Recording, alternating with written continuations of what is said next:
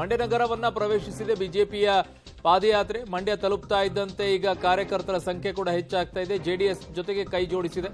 ಮಂಡ್ಯದ ಕಾಳಿಕಾಂಬ ದೇಗುಲದ ಬಳಿ ಪೂಜೆಯನ್ನ ಬಿಜೆಪಿಗರು ಸಲ್ಲಿಸಲಿದ್ದಾರೆ. ಬಳಿಕ ಡಿಸಿ ಕಚೇರಿಗೆ ಮುತ್ತಿಗೆಯನ್ನು ಹಾಕಲಿದ್ದಾರೆ ಬಿಜೆಪಿ ಮತ್ತು ಜೆಡಿಎಸ್ನ ನಾಯಕರು. ಕಾಳಿಕಾಂಬ ದೇಗುಲದಿಂದ 2.5 ಕಿಲೋಮೀಟರ್ ದೂರದಲ್ಲಿ ಡಿಸಿ ಕಚೇರಿ ಇದೆ. ಮಾಜಿ ಮುಖ್ಯಮಂತ್ರಿ ಕುಮಾರಸ್ವಾಮಿ ಅವರು ಕೂಡ ಕಾಳಿಕಾಂಬ ದೇವಸ್ಥಾನದ ಬಳಿನೇ ತೆರಳುತ್ತಾರೆ. ಮಂಡ್ಯ ಡಿಸಿ ಕಚೇರಿ ಬಳಿ ಪೊಲೀಸ್ ಹೆಚ್ಚಿನ ಭದ್ರತೆಯನ್ನ ಒದಗಿಸಿದೆ. ಅಲ್ಲಿ ಕಾರಣ ದೊಡ್ಡ ಸಂಖ್ಯೆಯಲ್ಲಿ ಅಲ್ಲಿ ಕಾರ್ಯಕರ್ತರೆಲ್ಲ ಹೋಗ್ತಾ ಇರೋದ್ರಿಂದ ಬಿಜೆಪಿ ಮತ್ತು ಜೆಡಿಎಸ್ನಿಂದ ಸ್ವಲ್ಪ ಒಂದಿಷ್ಟು ಭದ್ರತೆಯನ್ನ ವಹಿಸಿದ್ದಾರೆ ಡಿಸಿ ಕಚೇರಿ ಮುಂಭಾಗದಲ್ಲಿ. ನನ್ನ ಸಹೋದ್ಯೋಗಿ ಕೆಪಿ ನಾಗರಾಜ್ ಈಗ ನನ್ನದು ಸಂಪರ್ಕಕ್ಕೆ ಸಿಗ್ತಾ ಇದ್ದಾರೆ. ಕೆಪಿ ನಾಗರಾಜ್, ಈಗ ನೀವಿರುವಂತಹ ಜಾಗದಲ್ಲಿ ಹೇಗಿದೆ, ಪೊಲೀಸ್ ಭದ್ರತೆ ಯಾವ ರೀತಿಯಾಗಿದೆ, ಮತ್ತೆ ಪಾದಯಾತ್ರೆ ಯಾವ ಮಟ್ಟದಲ್ಲಿ ಸಾಗ್ತಾ ಇದೆ, ಕುಮಾರಸ್ವಾಮಿ ಅವರು ಎಷ್ಟು ಗಂಟೆಗೆ ಬರ್ತಾರೆ, ಏನಿದೆ ಅಪ್ಡೇಟ್ಸ್ ಕೆಪಿ ನಾಗರಾಜ್?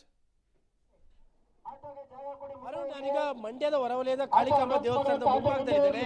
ಬಹುತೇಕ ಈಗಾಗಲೇ ಪಾದಯಾತ್ರೆಯಿಂದ ಬರ್ತಾ ಇರುವಂತಹ ಜನರು ದೇವಸ್ಥಾನವನ್ನು ಕೂಡ ತಲುಪ್ತಾ ಇದ್ದಾರೆ. ಈಗಾಗಲೇ ಇನ್ನೇನು ಒಂದು ಅರ್ಧ ಮುಕ್ಕಾಲು ಗಂಟೆ ಒಳಗಡೆ ಮಾಜಿ ಸಿಎಂ ಎಚ್ ಡಿ ಕುಮಾರಸ್ವಾಮಿ ಅವರು ಕೂಡ ಈ ಹೋರಾಟಕ್ಕೂ ಕೂಡ ಇಳಿತಾ ಇದ್ದಾರೆ.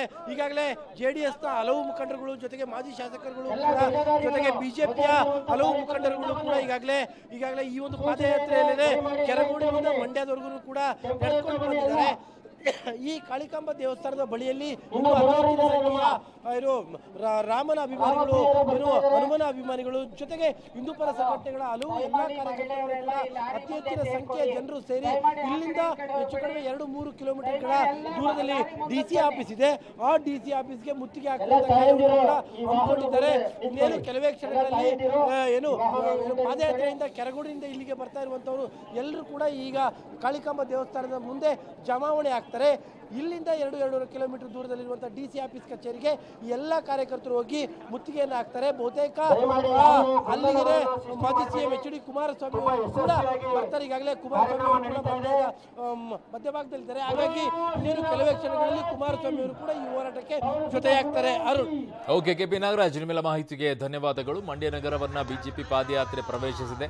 ಕಾಳಿಕಾಂಬ ದೇಗುಲದಲ್ಲಿ ಎಲ್ಲರೂ ಕೂಡ ಸೇರಿಕೊಳ್ತಾರೆ. ದೇಗುಲದ ಮುಂಭಾಗದಲ್ಲಿ ಅಲ್ಲಿಂದ ಡಿಸಿ ಕಚೇರಿ 2.5 ಕಿಲೋಮೀಟರ್ ಇದೆ. ಅಲ್ಲಿಗೆ ಮತ್ತೆ ಪಾದಯಾತ್ರೆ ಮೂಲಕ ಮುತ್ತಿಗೆ ಹಾಕೋಕೆ ಮುಂದಾಗ್ತಾರೆ. ಪೊಲೀಸ್ ಭದ್ರತೆಯೂ ಕೂಡ ಡಿಸಿ ಕಚೇರಿ ಮುಂದೆ ಇದೆ.